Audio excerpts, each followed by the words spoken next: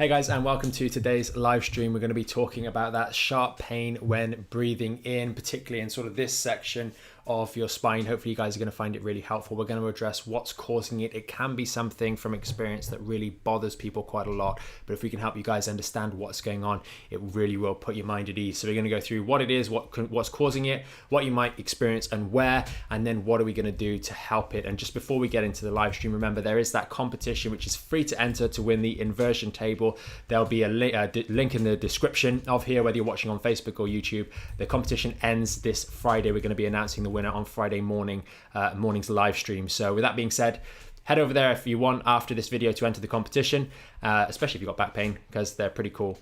And we will get into today's topic.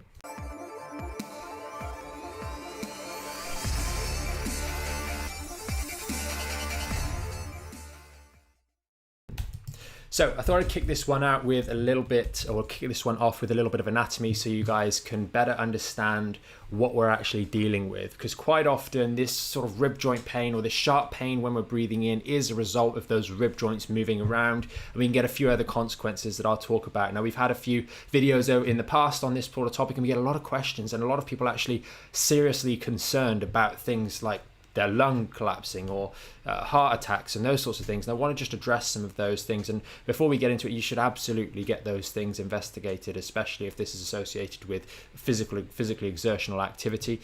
But in a lot of cases, it is just going to be a simple rib issue or issue with the joints on our spine in that mid-back, and it's disproportionately painful. So we'll get into that. Now, what you can see on the screen just over the side here is the section of the thoracic spine. Now, it could be up here, it could be a little bit lower down, but it is where the ribs attach on the back of our spine.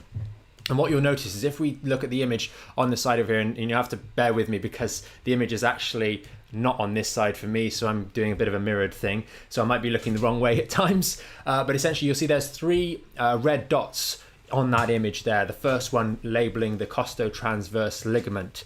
Now you can see that just below there we've got the joint between the ribs, which are on the front, those bits coming completely off the screen that way, and then we've got the spinous processes that are closer to me, and those are the pointy bony bits on the back here, and those yellow bits are the nerves as they come out. And many of you guys will know about things like sciatica. It's essentially those yellow bits that get irritated, get compressed by maybe a bit of disc or excess inflammation when we have sciatica. Well, the same thing can occur in any area of the spine. It just so happens that when we have rib issues, they can give you pain in this region and potentially coming around the front. So that's what we're essentially irritating when we damage or irritate or strain the rib joints, and that is one of the areas that can be affected. We also have the facet joints. You see there's lots of grey ligaments here which are plugging in from the bone to the ribs, etc., and these are the things that can essentially be strained. So that's quite an important thing for you guys to be aware of first and foremost. Now if we get back into me, what have we got on the board? Well, the main two things we are going to be straining are going to be those rib joints where the ribs plug into our spine, or they're going to be the facet joints there as well. And the reality is the whole thing is melded together, so it's very difficult to injure just one thing. But both of these things will classically give us that sharp pain, and we see this in the lower back and we see this in the neck as well, where we strain those facet joints maybe in conjunction with a disc injury in the lower back. We get a little bit of that sharp pain. You might roll over in bed at night and boom, there's that sharp pain. It's because these structures are very, very sensitive to any sort of movement. And the ribs themselves, you have to remember, we have a very long lever coming all the way around the front here that has to pivot at one point in our back. And that can create quite a lot of force and quite a lot of movement with a relatively small movement up here. So it's going to put a little bit of strain on those joints at the back, and this can give us the sharp pain when we're breathing in. And the big problem with rib problems is that they move every time we breathe. And we can't really stop breathing for practical reasons, and therefore you're constantly aggravating this little wound that's just strained a little bit every time you take a breath in. Sometimes as it starts to settle, you'll be able to breathe normally, but if you took a big breath in or sneezed, it would really create a good degree of sharp pain.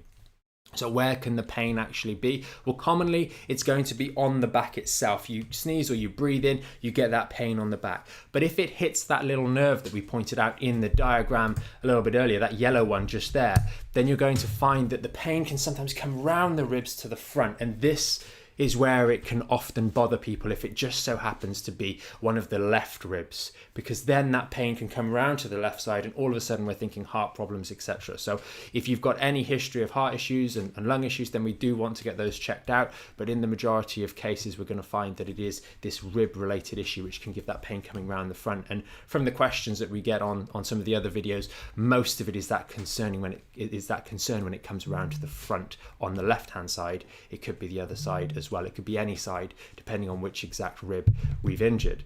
Now, the final thing that you can get associated with this sharp pain is sometimes a sort of an aching pain along the front here. And if we take our clavicle, our collarbone, mine runs from about here to obviously the sternum in the middle, and we go halfway along there. If we come straight down around about in line with your nipple, anywhere along there, you can also get a little bit of aching. And that can go down to basically where your ribs finish. And the reason for that is as your ribs come round to the front, we have our sternum in the middle here, like so. The rib actually finishes around about here, which is in line with that point that I mentioned. And then here we just have cartilage joints. So the ribs kind of turn into a cartilaginous structure. And this is because essentially the front part of our rib cage needs to stay relatively still, but does need a little bit of movement here. And if our ribs are jammed up a little bit, they're inflamed, they're irritated and not moving so much, this joint on the front, and it could be up here, maybe level with the logo here, or it could be further down.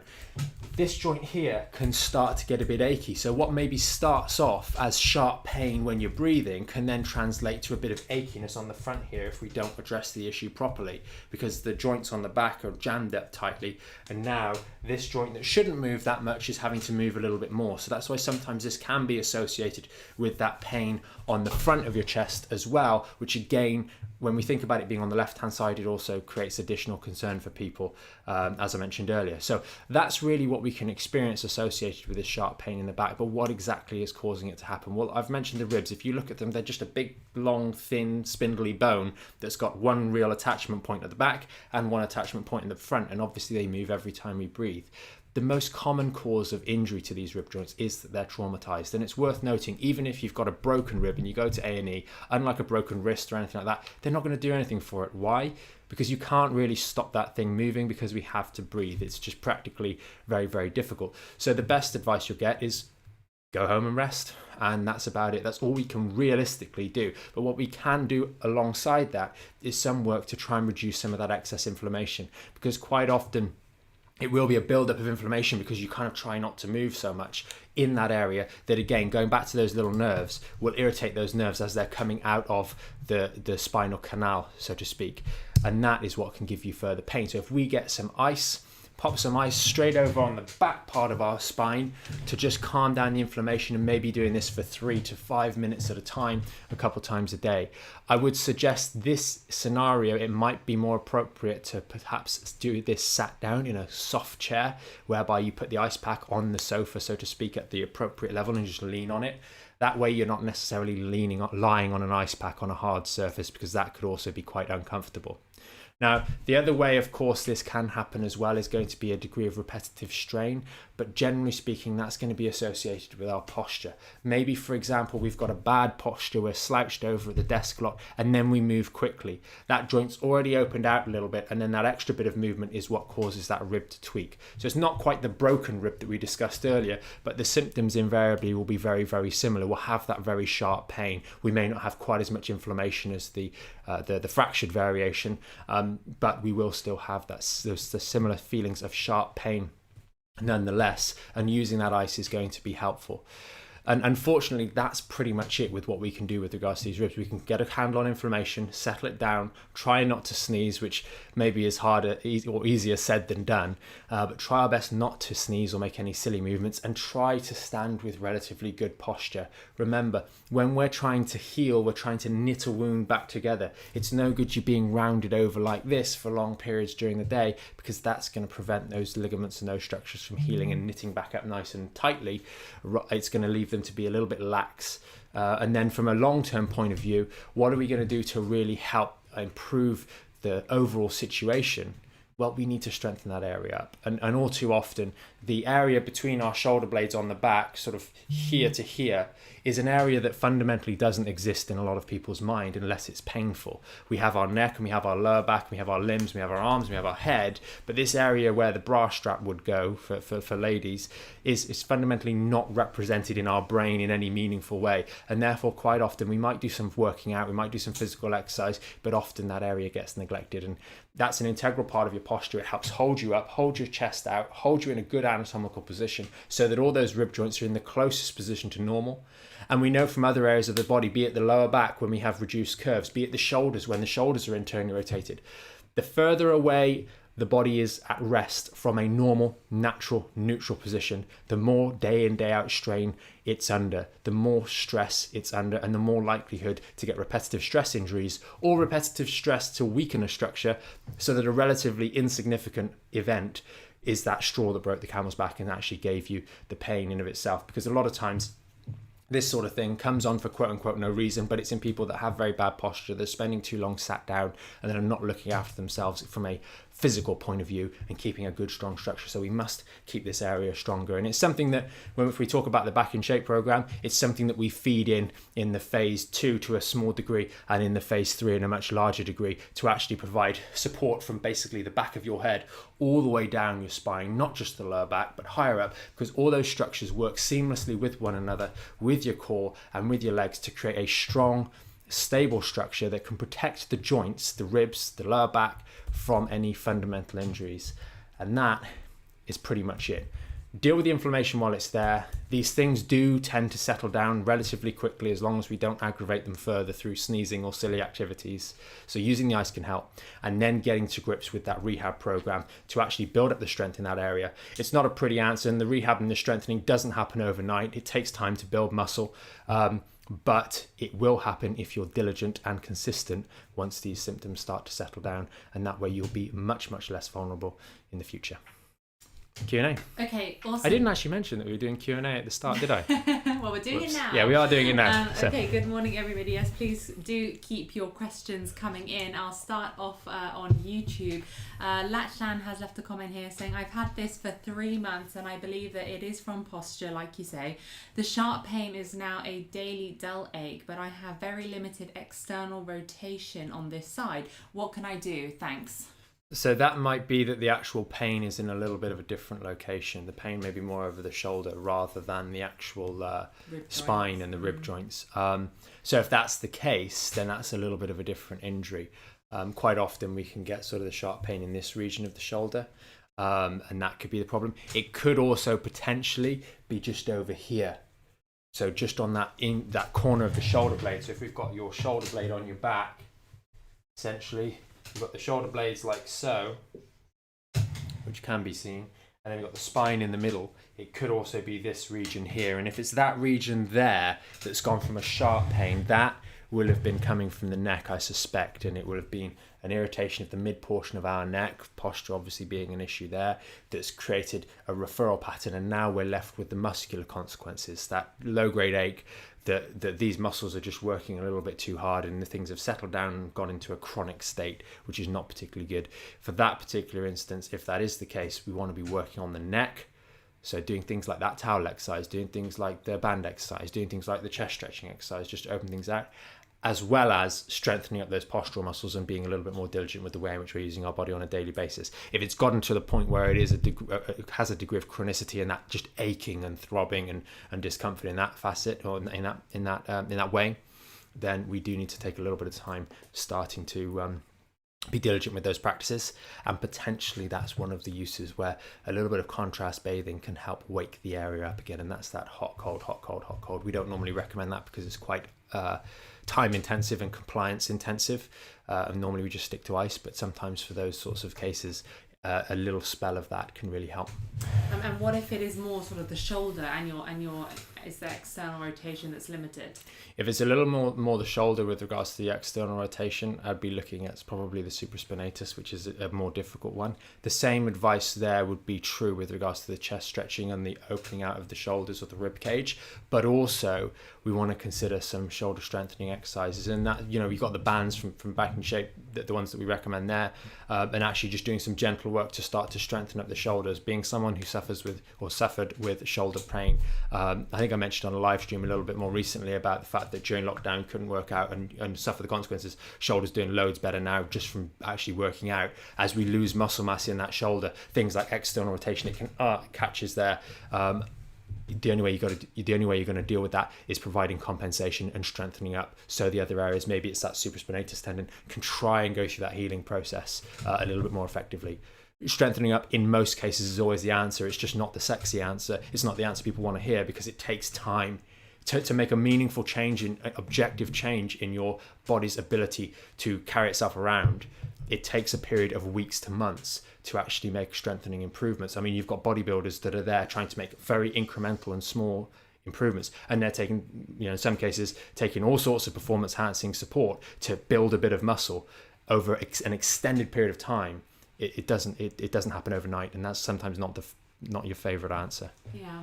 Okay, well, I hope that helps you, Lakshman. Just before I jump into Facebook questions, what about doing some articulation? I know the tracing out the figure 8 is usually one that is recommended, and it almost does feel nice. Do you recommend it? I don't think it's going to harm anything, but the function of you locking in like that and then moving around, I think it's rather difficult, because that puts so much tension through, depending on how stiff you are, through certain areas, certain muscles, and I think it's realistically going to just brace things up. Also, you're putting a tremendous amount of tension through your neck, and depending on how big or small your shoulder girdle is, you might end up cutting off circulation to your head and going a bit red in the face. It's not the worst exercise, but again, what are the things that we generally advise to start with? When we've got that first injury, we don't necessarily want to be putting excess movement through certain segments. To keep us mobile, if you're sat at your desk and you're doing a bit of that and you don't have any problems, then there's no issue keeping mobile. But if we've injured a direct structure, the notion that we want to wiggle it around, which is what's happening when we're breathing, which is why you get the sharp pain, may not necessarily be the right it might be the right exercise, but the wrong time to do it. So maybe that's something to keep you mobile once you're better, rather than one after. And it would be worth me demonstrating that exercise, because I just became acutely aware that I can see Lara doing the exercise, but you guys probably can't, unless there's some sort of reflection here. So essentially we're popping the hands like that, and we're just drawing out a figure 8 on its side, or the infinity sign. But I know for me, when I'm doing this, I'm feeling it a lot lower down. I'm feeling it sort of in this region here on the back, rather than higher up, just because of the shoulder girdle, etc. So it's one for maybe later on when you are well, to keep things mobile. Okay, and cool. You can always use a towel to make it a little bit more comfortable if you've got bigger shoulders, so. Okay, brilliant. Okay, so we're going to start on the Facebook questions. Sally has asked a question. It was more in relation to yesterday's topic. Yeah, sure. So lying on. Yeah, you can ask questions on other things as well, by the way. You know, she mentioned about the tissues in the sacrum being sensitive to touch. Yep. And the question was, having had this for months now, what do I do? Apart from progressing on the Back in Shape, as she is doing, is there anything that she should not be doing for that area of sensitivity in the sacrum?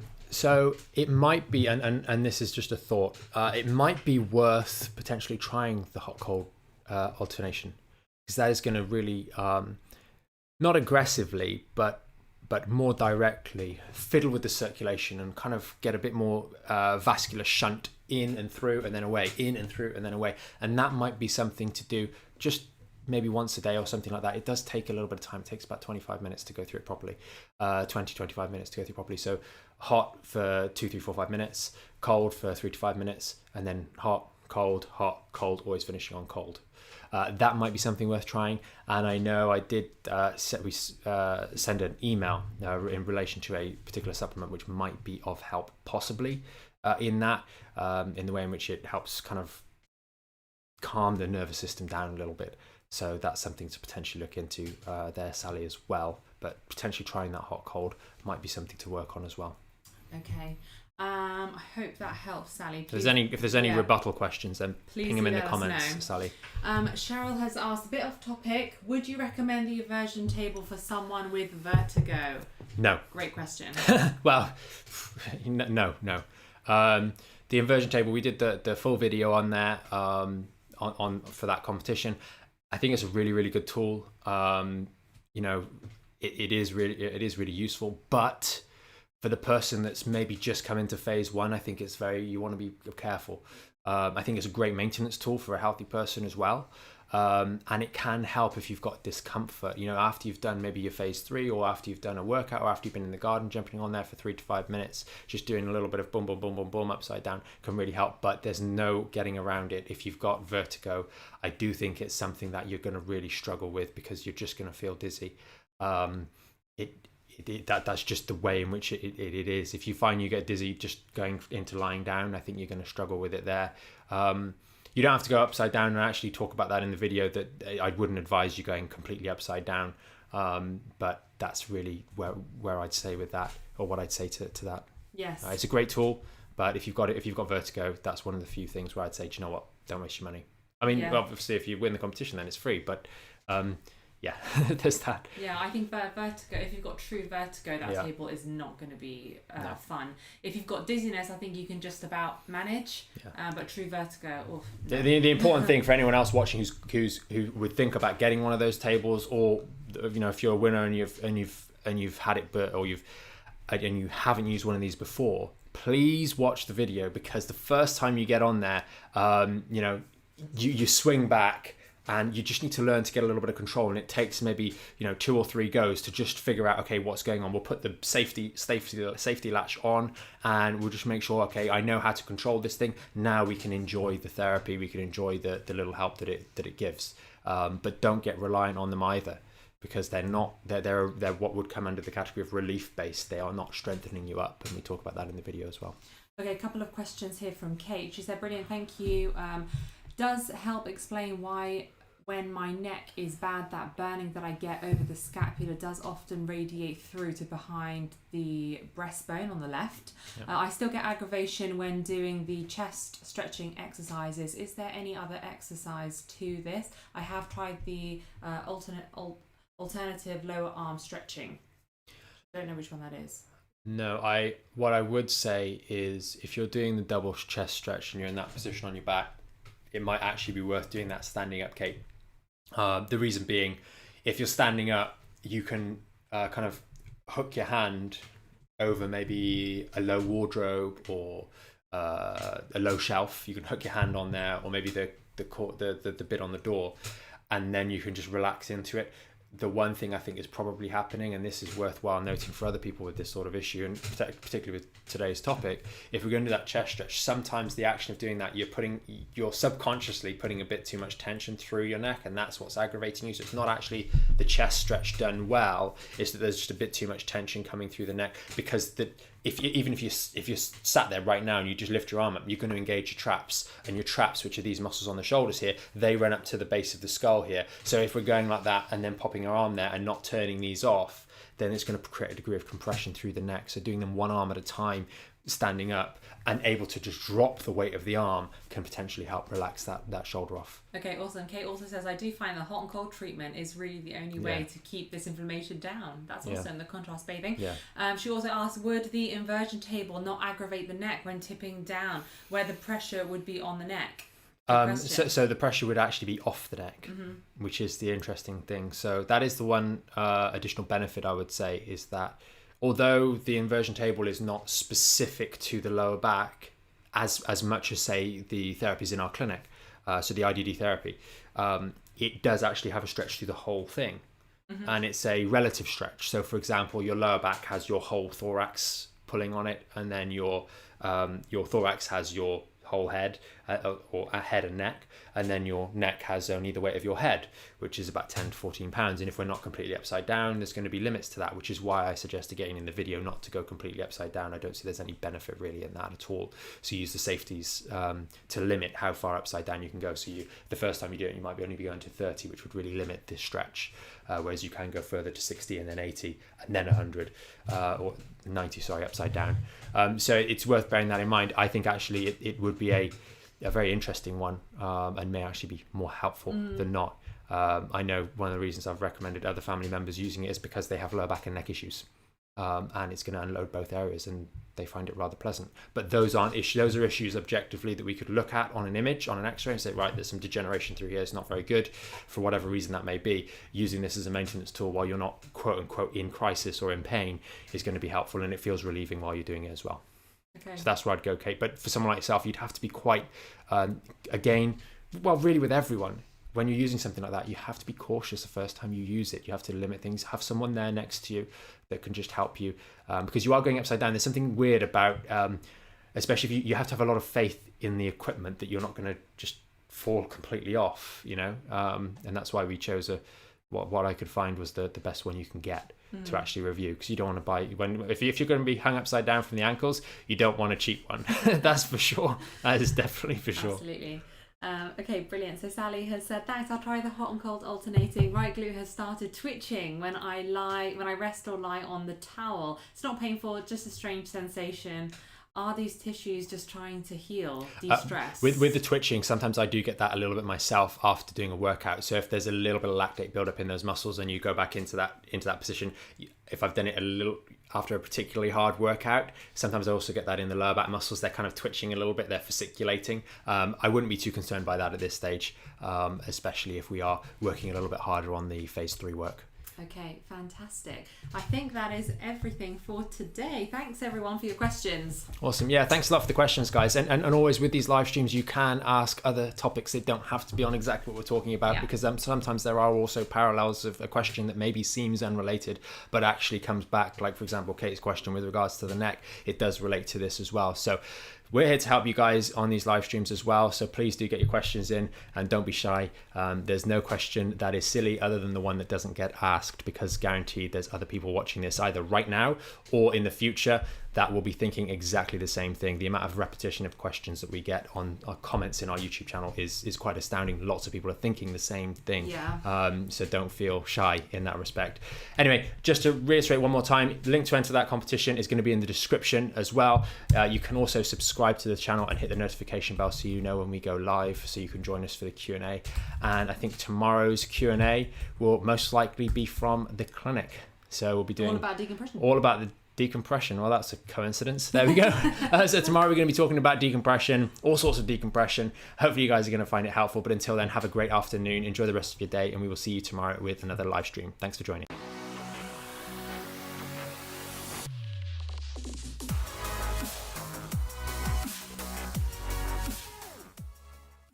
Thanks so much for joining us on today's video. Hopefully you found it packed full of useful information.